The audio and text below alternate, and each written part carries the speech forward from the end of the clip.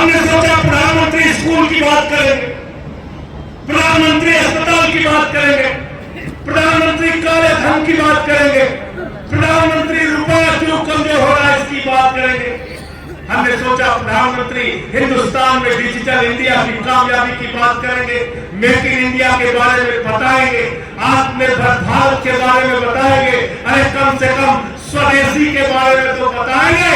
लेकिन भारत का प्रधानमंत्री इतना कमजोर, इतना लाचार और मानसिक रूप से दिवालियेपन का शिकार है कि प्रधानमंत्री सभा में कह रहे हैं केरला फाइल्स के नाम पे वोट दे दे बाबा। किसके नाम पे? कश्मीर फाइल्स के नाम पे वोट दे दे बाबा। अरे केरला फाइल्स कश्मीर फाइल्स नहीं बनती तो धुरंधर 2 के नाम पर वोट दे दे बाबा। प्रधानमंत्री स्कूल के नाम पर वोट नहीं मांगते, प्रधानमंत्री अस्पताल के नाम पर वोट नहीं मांगते, प्रधानमंत्री रुपया क्यों कमजोर हो रहा है ये बताने के लिए नहीं तैयार होते, किसानों की आमदनी दोगुना क्यों नहीं हुई इसके बारे में नहीं बताते और वोट नहीं मांगते। प्रधानमंत्री क्या कह रहे हैं? फिल्म के नाम पर वोट दे। किसके नाम पे? फिल्म के नाम पे वोट दे दे।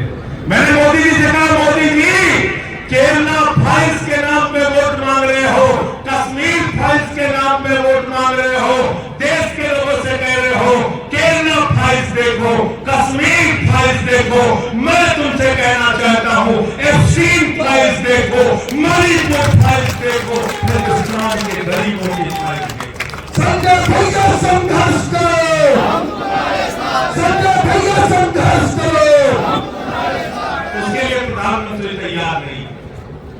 असम में चुनाव हो रहा, वहां के मुख्यमंत्री का भाषण मैंने सुना। हेमंत विश्व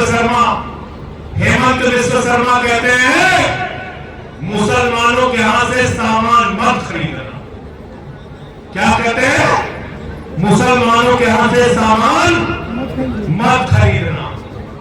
मैंने अंधभक्तों से कहा, अंधभक्तों, भाजपाइयों, अगर मुसलमानों के यहां से सामान नहीं खरीदना है तो तय करो जो गैस मुसलमानों के देश से आती है, कतर से आती है, कुवैत से आती है, यूएई से आती है, इराक से आती है, उसको नहीं खरीदोगे, अपने घर में खाना नहीं बनाओगे मुसलमानों के देश से आने वाली गैस से।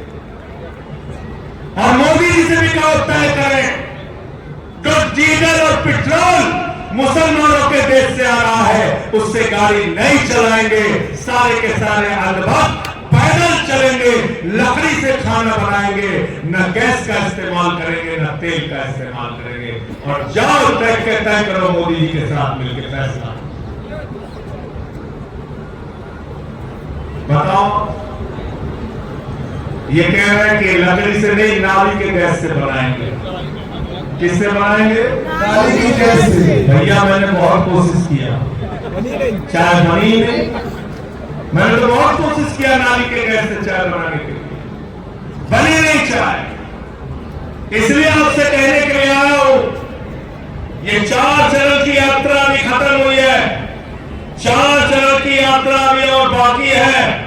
और अगली हमारी यात्रा पश्चिम प्रांत में होगी, क्रांतिकारी धरती मेरठ से होगी, मेरठ से।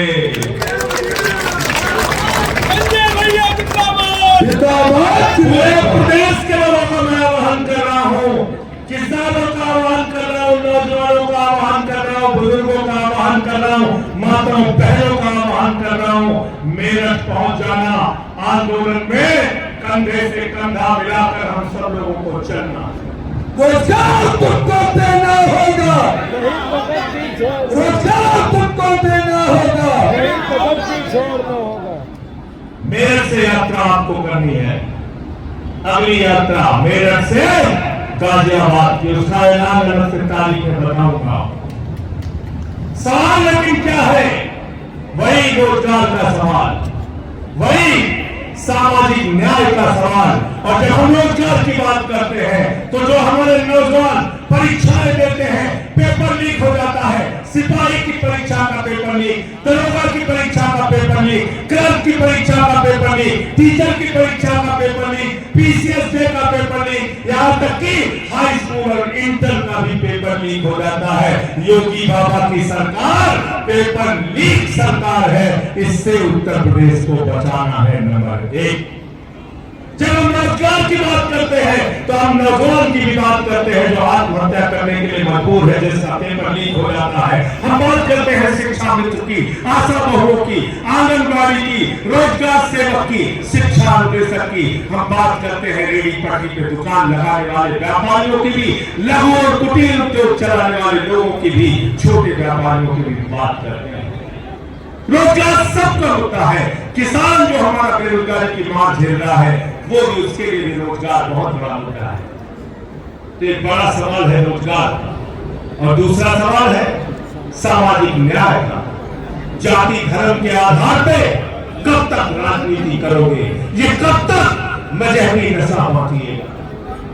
ये कब तक मजहबी नशा बांटिएगा? ये उन्माद वाली हवा बांटिएगा? ये मंदिर, ये मस्जिद, शिवालय की जिसमें वतन ही ना होगा तो क्या बांटिएगा? संजय सिंह जिंदाबाद। वतन ही ना होगा तो क्या बांटिएगा? इसलिए